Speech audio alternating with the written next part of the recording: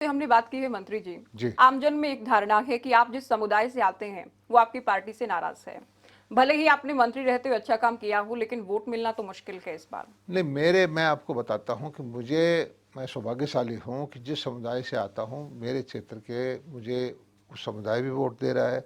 हर जाति में मैं आपको गारंटी देता हूँ कि हर जाति से मुझे 50% प्लस वोट मिलेगा।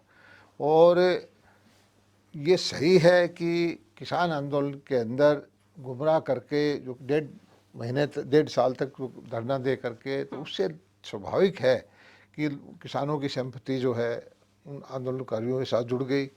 ये भी सही है कि वो हमारी पार्टी के कुछ खिलाफ हुए। कृषि मंत्री के तौर पर जो है मेरा भी उनसे आमना सामना रहा है, तो ये फैक्टर तो रहे हैं। लेकिन आप मेरे क्षेत्र में जाकर के पूछिए कि आम किसान बहुमत से ये कहता है कि मैंने डेवलपमेंट करी है, किसान का ध्यान किया है, उसको फसल बीमा का पैसा मिला है, नहरों का पानी मिला है, बिजली के पावर हाउस बने हैं, सड़कों का जाल बिछा है। और वो ये लोग मेरे क्षेत्र के यही कहते हैं कि हमने वोट नहीं दिया और शायद हम दूसरी पार्टी से जुड़े हुए हैं, लेकिन जेपी दलाल ने काम किया है। काम किया है, उस पर भी हम एक एक कर बात करेंगे। जी। लेकिन जाट आंदोलन के बाद हमने देखा जाट नेताओं को, उम्मीदवारों को उन्हीं के समुदाय ने चुन चुन कर हराया। उसके बाद किसान आंदोलन भी हुआ और ज्यादातर लोग चूंकि माने जाते हैं इसी समुदाय से वो आते थे, उनकी ओर से भी विरोध किया गया। तो आपको लगता है इनको मनाने, रिझाने, साथ लाने के लिए जेपी दलाल क्या अपने स्तर पर कोई प्रयास करेंगे या कर रहे हैं कोई नहीं, प्रयास? इनको समझाने की हम कोशिश कर रहे हैं। दुर्भाग्य ये है कि जो हमारी विपक्षी पार्टियां हैं, कम्युनिस्ट पार्टी है, कांग्रेस पार्टी है, वो भारतीय जनता पार्टी के सीधे सीधे अगर मुकाबला करती तो वो कभी जीत नहीं सकती थी।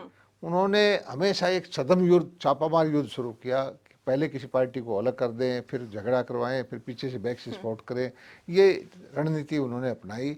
उसका मैं मानता हूँ कि हरियाणा के अंदर किसानों के अंदर कुछ ना कुछ धारणा बदली है, उसका हमें नुकसान हुआ है। नुकसान हुआ है। लेकिन ये भी मैं कहता हूँ कि जितना काम किसानों के लिए भारतीय जनता पार्टी के टाइम में हुआ है, इतना पहले कभी नहीं हुआ।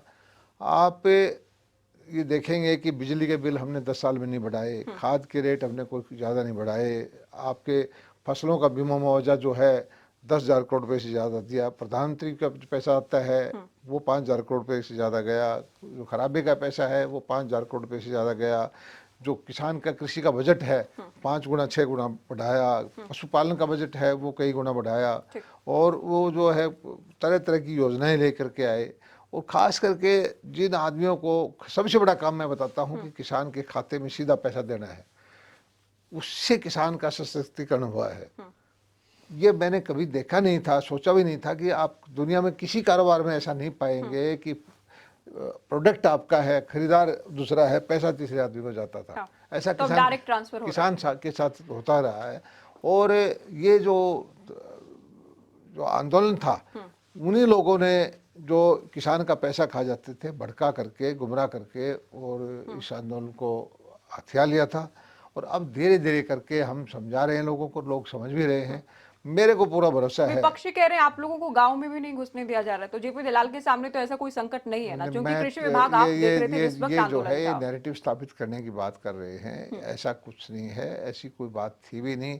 एक मैं बताता हूँ कि अगर हम विपक्ष में नहीं, हम तो सत्ता में हैं, हमारी जहाँ सरकार विपक्ष में है, हम भी अगर अपने पार्टी के कैडर को किसान बना करके या किसी आंदोलनकारी बना करके रूलिंग पार्टी के सामने नारे लगवाएं या धक्का मुक्की करें, तो क्या हम नहीं कर सकते?